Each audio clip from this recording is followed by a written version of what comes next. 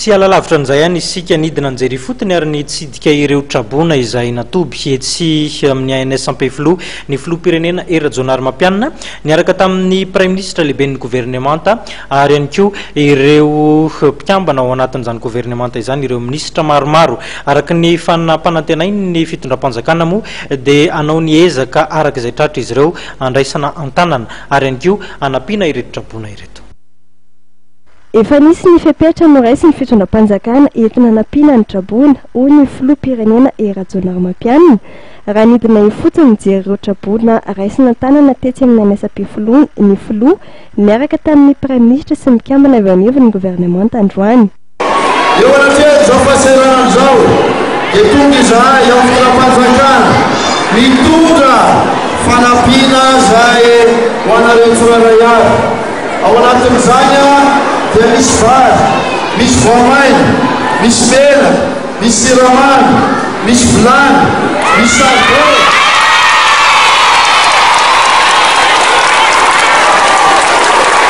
Misy vilany saribô, misy fatapera, misy savony, misy odroka, misy sirô ary miaraka amin'izany ihany koa dia tsy adino ny fitsabonana leo misy ekipa mpitsabo ao misy fanalefaka ao misy trano fivoana ao ho anareo ary misy ihany koa ny olona izay manampy anareo miaino ny fitarenanareo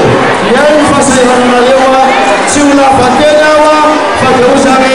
mahereza mbola betsaka ezaka ataontsika ampandrosoana ny firenena.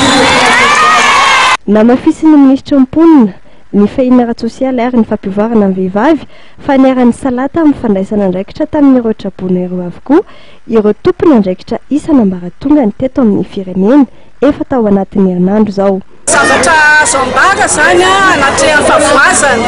atao anatin'ny andro vitsivitsy maromaro nisy ny todradrano nisy ny rivodoza betsaka vahoaka izay efa sahirany mbola ny antefany izany favoazana lehibe zany dia nandray andraikitra avy hatrany fitondram-panjakana efa herinandro katroka antsika zao rehefa mijery izay tokony atao mba hisorohana ny favoazana tao anatin'izay dia efa rimbona daholo ny ambaratonga ny fitondrana rehetrarehetra miainga avy any amin'ny